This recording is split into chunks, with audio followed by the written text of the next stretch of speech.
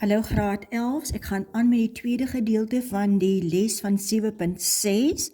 Ek wil net sê, daar's iets wat ek misgelees het, waar jy die bank staat die check wat geweier word. Die laaste sin het ek nie gelees nie, daar staan die bedrag moet nou afgeskryf word. So daardie R200 waarmee jy debiteure meer gemaak het eers, so dis die inskrywing eers van die check geweier. First you have done the entry of a check being dishonored, but after that they decide to write off the debt of R200.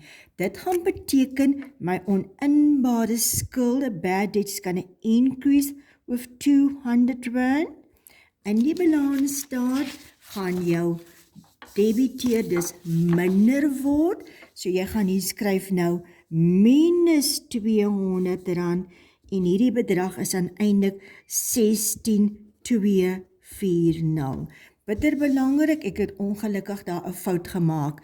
Dan, as ons 5% hiervan uitwerk, kry ons 812. So my new provision is 812. So the difference for my adjustment is 812 minus 750, which goes to the income statement. So we correct now the income statement. In the income statement, you will say it is 812 minus 750, which is R62. Sorry for the mistake. Nou goed, nou gaan ons aan na die volgende aansuiwerings. Die volgende aanskrywing, die eerste wat ons gaan doen, is 'n salarisinskryving wat nie gedoen is nie. A salary entry not been done. Nou wat het daar gebeur? Die salaris, die bruto salaris is in die inkomste staat. As my uitgawe 7.800. Hierdie bedrag skuld ek en dit kom in die balansstaat. Vir wie skuld ek hierdie bedrag? Van hierdie 7.800 moet vir SARS gaan 'n bedrag van 1950. All this amount must go to the pension fund 340 and the rest we owe to the employees en dit noem ons krediteure vir salarisse. So ons sê dit min dit, so ons sê 7.800 minus 1950 minus 340 en ons skuld vir hulle 'n bedrag van 5510. So we owe the employees amount of 5510 and the name of account is creditors for salaries. Maar dis nie al nie. Dan is daar ook nog 'n ekstra uitgawe, 'n bydrae. Vir elke R1 wat ons aftrek, gee ons 'n ekstra 50 sent. So jy sê 340 maal met 0.55 sent, so ekstra uitgawe van 740. Aan wie skuld ons dit?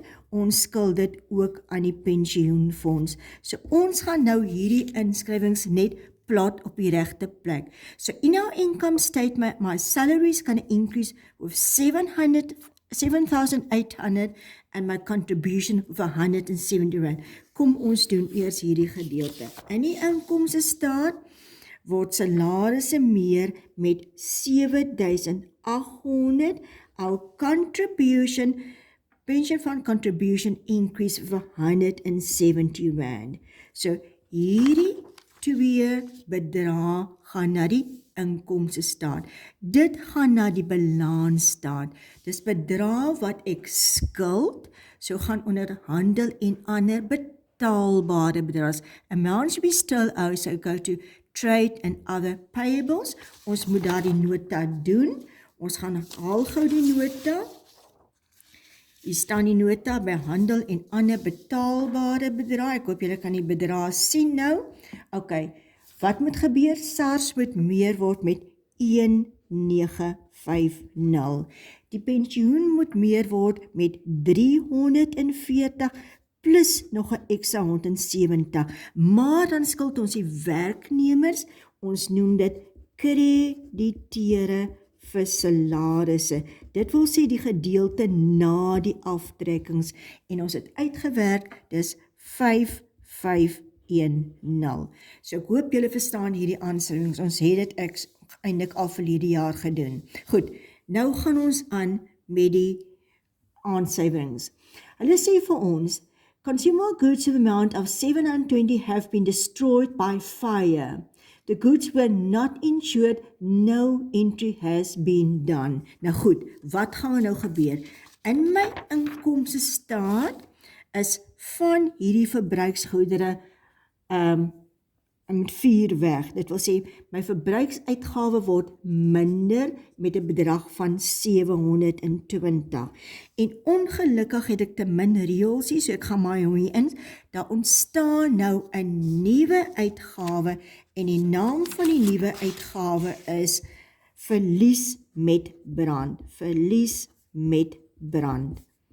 En wat was my verlies? Is 720. Onthou, hierdie bedrag hoort in daai kolom spasie, maar ek het ongelukkig nie genoeg spasie nou hier nie. Ons gaan aan na die volgende inskrywing. En dit gaan oor lening, en ek sal dit eers vir julle moet verduidelik. Nou goed, ons kyk wat sê hulle. Op 1 September het hulle die rentekoerse verhoog met 2% tot 20. So dit beteken dit was gewees 18%.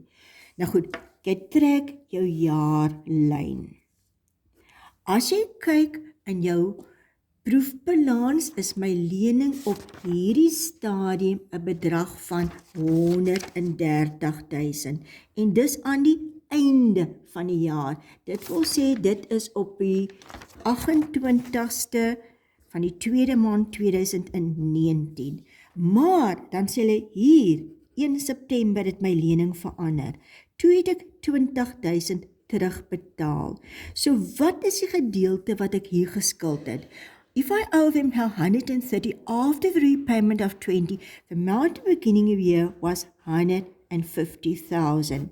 En hierdie tydperk is 6 maande en toe was my rentekoers 18%, want dis nou 20%. Jy werk dit uit, 150.000 maal met 18% gedeel deur 2, geef my 13.500.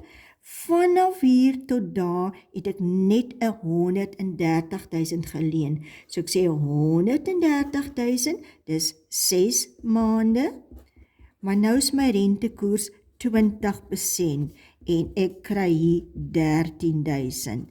Nou 26.500 is wat jy moet betaal. 26.500 is wat jy moet betaal. Wat is in die inkomste staat? Dit wat jy moet betaal. In die inkomste staat onder hier renteuitgawe staan daar alreeds 13.500. Wat beteken dit? Dis reeds betaal. Hoeveel moet ek betaal? 26.500 vir die jaar. So ek skuld nog 13.000 rand. Jy werk uit dit wat jy moet betaal. Jy het betaal die bedrag in die proefbalans. So if you should have paid 26.500, you still owe 13,000, which accrued expense, which will go to your trade and other payables, because you owe it. En ons spasie hier is ook te min, so ek skryf dit sommer hierso, opgelope uitgawe, accrued expense of 13,000 rand. Dan sê hulle, elke jaar moet jy die lening minder maak met 20.000. Op hierdie stadium skuld jy in jou balans staat onder, is die leningbedrag 130.000. Dis wat jy nou skuld. Maar binne die volgende jaar gaan jy 20.000 moet betaal, so jy haal dit uit en jy skryf dit in as 'n korttermyn lening. Korttermyn lening 20.000. Let well, you still owe 130,000, but of this 130,000, only 110 is long term, the other is short term. The amount is still adding up to 113. You only split it at long time and short term loan. Goed, ons gaan aan na die volgende een toe. Hulle sê vir ons, advertensiekontrak. Advertensiekontrak van 18.000 is vir 12 advertensies.